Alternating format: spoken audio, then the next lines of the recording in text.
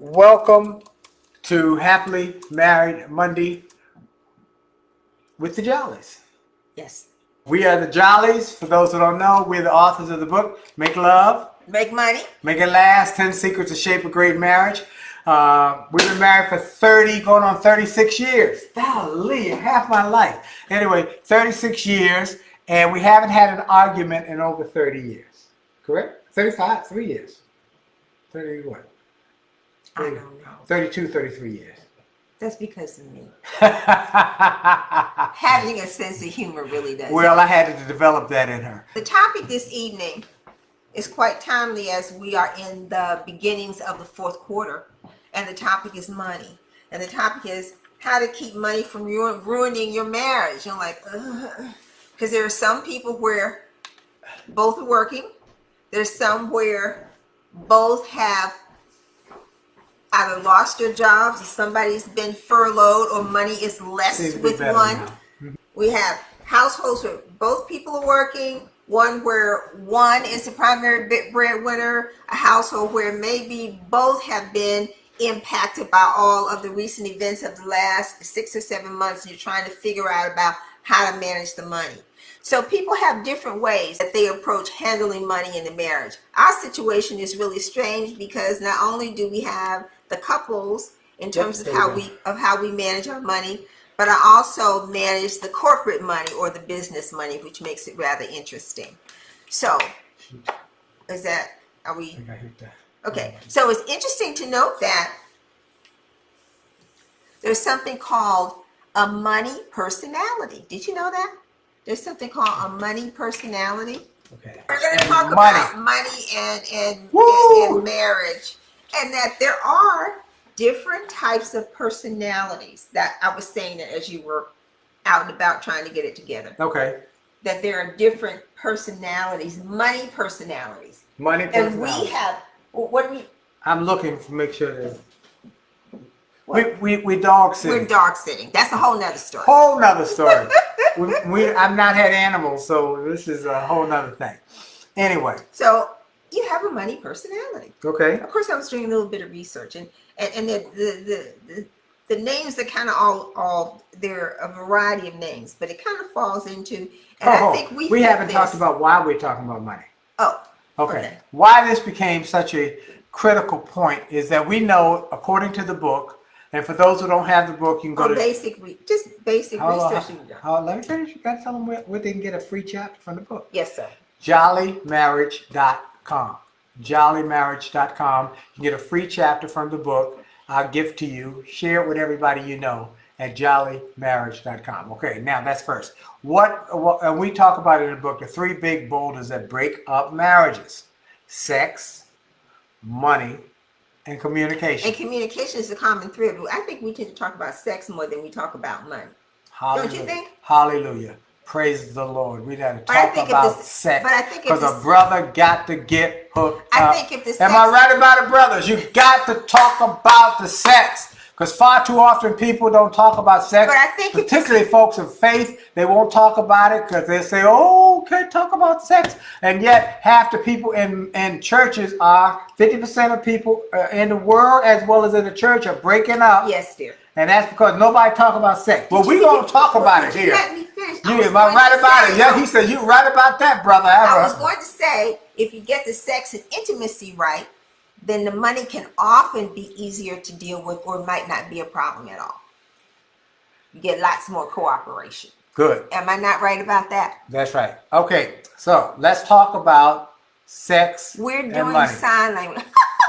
We're doing sign language. Let's get to it. Why did we talk? Because we get letters. We've been telling y'all to send us letters. We've been telling everybody to send us your notes if you got questions you want to talk about. It's more like an email. Yeah, email. info@williejolly.com. info@williejolly.com. Say, I got a question. Or I got a topic I want to talk about. Whatever. Here's a question. Real life question. Having bank accounts where the other spouse does not know the balance or able to see the statements. What is your take on this? My husband does not let me see the bank accounts. woo, and said it was a problem. Now, this is not the first time. That's why we had to address it, because this is not like something that's once in a while. This is a constant issue we're seeing about money. That there's issues. And we asked one couple, the lady was ready to divorce. She called and said, I'm ready to divorce because I don't know how much money. We asked, what's your money system? But what? I have to say, I don't know what a money system is. They don't have one. But they were willing to talk about it. The spouse was like, oh, he became enlightened. So they worked that out. But why did they work it out? Because we told them what to do. Okay, that's what I'm saying. And they were willing to listen. Well, but they did not know there was such thing as a money system.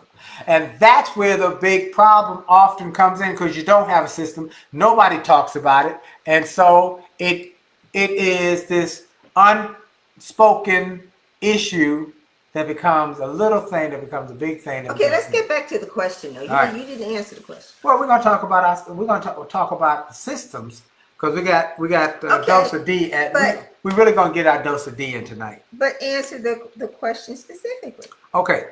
Having bank accounts where the other spouse does not know the balance or able to see the statements. What is your take on this? My husband does not let me see his bank accounts. Bob! Wrong answer. We have said it, and we say it in the book. And we want to dwell on this. Chapter number 10. This is a big chapter. Because, oh, by the way, we have a chapter in the book for those not yet married. If you're not married, there's a chapter in there for you, so you can make sure to know how to marry the right one, or how to find the right, not find them, but how to realize whether they are the right one or not. Well, here's chapter number 10. Count the costs. Money matters. From financial planner and financial expert Cheryl Garrett, many couples are so busy being romantic, which we like being romantic, that they forget to talk about the practical, the items that are necessary, like personal finances. Money management is not a romantic subject, but marriage should be seen as entering into a financial as well as a romantic partnership. In other words, it's a merger. Okay. Hello. So what happened here? So one partner in the merger was being kept out, was being kept in the dark. Can't have a merger when one partner is not being treated as an equal partner, as a viable partner. All right, so what would you tell her to do? Well, the first thing I'd tell her to do is that she and her husband need to do what we told that other couple that they need to do. Get a system, a money system. You know what I think? My approach is completely different. All right, what would you say? What I read into this was, my husband won't let me see his bank statements. Right. I think it's something completely different. We can't even get to what the system is because there's a lack of trust. If you say this, well, the lady we helped, she didn't know what her bank statement. She said, "I never see the bank statement." I know, but she didn't say he won't let me see it. That's a world of difference. Okay, so there's my perspective. Probably a number of issues there. Right. One issue is the financial, and one is the communication. Correct. Okay. And the communication and the trust. If you said no, I'm not gonna let you see it. That's not about us having a system. That's communication, and that's a lack of trust. Why wouldn't you trust me? Why aren't we working this together? So that's a symptom of a whole nother set of problems. Wow, I hadn't thought of that. That's why we're together. Thank you, dear. Because she's smart. I married her for 2 reasons. Let me make it clear. Can you tell them both reasons or not? I don't know if I can tell them both reasons. One reason is because she's really smart. And the other one, well, brother need to get hooked up. All right, let's just say that. Brother need to get all hooked up. Y'all know I'm going to talk about sex, and we talk about it a lot. Okay, let's get back to this. Let's get back to this. So you're right. One of it is a trust reason. Yes. Or we had another question that came in. That was kind of like this. The husband was older than the wife. The wife was 14 or 15 years younger. He was a provider. Husband's 15 years older than the wife. She got married when she was about 22, 23, somewhere in there. He was a great provider. They had 3 kids pretty quickly. Boom, boom, boom. And then she said one day, I want to go on vacation with my girlfriends. And he said, well, you know, the pandemic. She said, well, we're going somewhere where it is, you know, isolated. So everybody's going to be separated socially. He said, no, not in my house. That don't happen in my house. And what she said was she felt like one of the children rather than one of the marriage partners. She had never worked. He did all the finances. So he decided where the money was going to be spent. And he said, you're not going on a vacation on my dime, and you don't have money. I supply the needs here. I supply all the... And she said, I can't handle that. So again, money, communication. I'm glad you brought that up. It's more than just the money. It's in the second instance, okay, I didn't know you were going to bring that up. It's still about the communication before you can get to the money. Right. I think the series of issues in the second one that you brought up is even more complicated because she enjoyed that lifestyle when she was young, all those years and having all those kids. Now she's at a different point. I don't want to go. I want to focus on this one since we're talking about money. But I brought that into the play because it's not just about the money. It's about the communication. It's about the fact that he, from what you just brought up, I didn't take it that way, that he's saying, bank account, you don't need to see him. I'm the king of the house. You're not on the same level. That's what I was just saying. And so there's a communication, there's a respect, there's a whole lot of things. So let me tell you how we dealt with this. That's what we want to go to. That's really what I want to get to, is what we talk about in the book. I don't want to give you... But we did not have an issue of not sharing. Because we set up a system from the get-go. But we could not have set up a system if we weren't communicating. Yeah, I got that. But here's what I'm saying to people. We set up a system that we did communicate, but made it very clear that folks need to know my personality. I'm cheap. I am cheap. Okay? I make a dollar. Does that mean that you are a saver? Might that be a term that you would use, that you're a saver? I am a saver. I am but you're a combination. That's you're... Oh, let me finish the thought.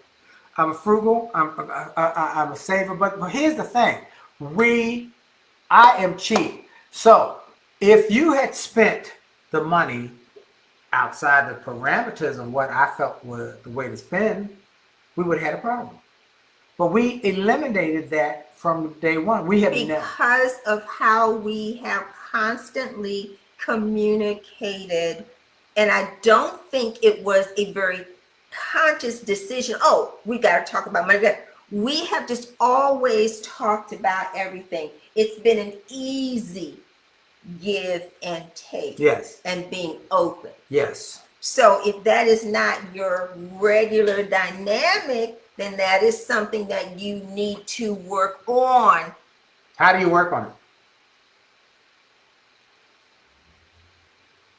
Missy? By communicating. How do you communicate? You know, it's the old... By learning how to trust each other. All right, it's the old saying. In speaking, you know, one of the things we do in speaking is we say, somebody will say, have faith. Or here's what I teach. And we teach each other to say, so what? Okay, now you've said that, so what? Okay, what's the key? So what? So you keep asking the so what question until you get to the bottom line. Bottom line is that they have a problem. This person has a problem. You are in this boat together. Y'all are in this boat together, and everybody doesn't know where all the holes are. And y'all don't have a system for plugging up all the holes. That's right. Is that about it? And that boat has got holes like crazy. And so going back to my husband won't let me see his bank account says that the marriage is jacked up. All right, let me read from the book. Money is considered to be one of the three main reasons that marriages break up, along with sex and communication. We said that. We found that marriage is not just a love relationship, but a business relationship. No matter how much you love somebody or how much fun you have together, you must pay for that fun at some point. You must pay for housing, food, transportation, and healthcare. And if there are children involved, you will have additional costs, including childcare, clothing, doctor's bills, and a quality education. According to a report released by the Department of Agriculture, a middle-income married couple with 2 children are estimated to spend $233,000 each to raise a child. Worse yet, that only covers costs for birth through age 17, with no mention of the cost of private school or college. You probably heard these things. It really is about the money, honey. There can be no romance without finance. Well, it is true. We've counseled couples with money problems. We've learned that not enough money and not having enough money is the problem. That's not just the only problem, but most of the time the bigger problem is not the amount earned or the amount you have, is how it's managed or how it's communicated. Come on, somebody. Now we got to talk about how you communicate with the money. This is going to be a series. So you want to start pulling lottie-dottie everybody that we're going to be talking about this for the next couple of weeks, because we're going to talk about the system that we have, as well as the system that a number of others, including Lynn Borley and Ronnie Borley, who are on the line today, they have a different system. And we have another couple who has a different system. We found 3 major systems. They all work depending on your age and stage. But I think that they work if people talk honestly and openly with each other. We need to go back to, if you don't have mutual trust, here's my debt, here's my problems, here are my fears, then you can't come up with a plan. Because we came up with a plan. Yeah, I guess you're right. Because we came up my fear was that you were going to spend the money that I had on the household stuff on some boots. Now, why would you think that? Well, you like shoes.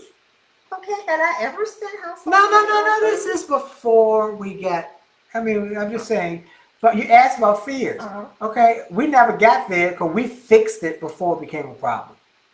We nipped that in the bud before it became a bug, because we created a system, and that's so we ended up with a shared household account. All right, so well, you jump right to the giving people this different. You go right. I got to work with you. This is called television. It has not worked in all these years. You really think at this point you want to take the long circuitous route? Oh my God, I have aged. By the time you told me what it is, I want to hit it. Bam! Give me the answer. Then I can back into. Oh, tell me more. After I hit the bottom line. Here's the 3 things.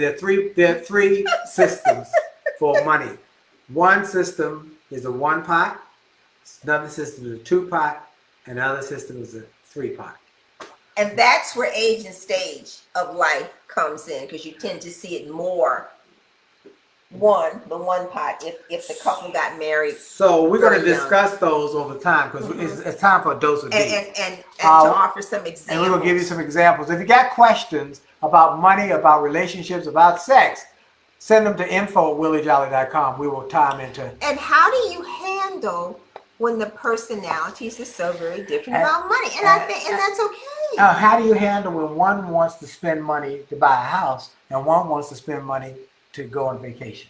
Now, we didn't have that. I'm just saying I read that in one of the letters. So we have a problem. My husband wants to he likes to travel. So he said, let's go on a vacation. The wife said, I want to spend all the money, save all the money for buying a house. And they had a problem. They had a problem. Well, I think that there's a compromise because you could really have two pockets, two buckets where you can save some. Because for some people, if I'm just saving everything, I'm depressed and I can't do anything or go any place. But you could have a bucket for saving for a house. And you could also have a bucket for fun and going on vacation. Okay. And you could put money into both buckets and watch the buckets grow. So we're going to start right now with the one pot. I'm going to read about that. Okay. After interviewing a number of happily married couples to see how they handle money, we identified 3 major approaches to money management. One pot, two pot, three pot. The one pot, where all the money the couple earns goes into one account, and one person manages the finances with input from the other. We saw this most wonderfully done with Kenny and Rudine Glass, Detroit, our dear friends. And he's GM retired now. He's a GM executive. He just retired. We had vacation with them. He was a client who became our dear friend. I spoke for GM, and we just became good buddies. I love them, and we went to Michigan, Upper Peninsula was it last 2 years ago? No, it was last fall. Because we went this time last year because it was just getting chilly there. It was like September, October. We had a great time. I was speaking for GM, and we went up from there. Now, I want to take a moment. Brother Raymond Tolson said, I think you need to teach people how hard it is to communicate first, because you're not going to put a financial system to work. People have to communicate. Just off the top of my head, I would estimate about 75% of us meeting people of color do not communicate when it comes to finance. He might be right. I don't know if that's true. I don't know that we would look into that. But I do know that Dee and I have never had a money argument due to the fact that we had a communication, we had a system. We never had a money argument in our personal life. Now, we disagreed on business a couple times where the money should be allocated, but we never argued. We just disagreed. We have never had, because we had a system and it worked for us. Well, let's talk about Kenny and Rudine. When they got married right out of college. Bowling Green University, I believe they went to, and he got a job at GM, and she stayed home, started being a homemaker, and then a mother, and so all the money went in one account. And as he was growing in his career, moving up to the ranks, they moved around. So it was, she really was the business person for the home. Right. We in no way saying, because a homemaker is not somebody who's just staying home. That's exactly right. You are running a corporation. That's right. And she would write the checks. Running around everywhere. She would write the checks. She would do the investments. She'd do everything. And with every penny. And then they kept going, kept growing. He got to be a big shot. And she eventually went back to school. But all the money, when she started working, went into one pot. She wrote the checks. He said, I trust her. When the kids were gone, now they got money now. They could do different things, but everything's still in one pot. And it worked for them. Look, but they discussed it. So we're not saying you put the money and let the person go on and not see the every statement. bill was talked about. They talked about it. They had time to sit down weekly or monthly and talk about the bills and any expenses that came up. Look, we got to go. Good night. Love y'all. Good night. Jolly out. Jolly out.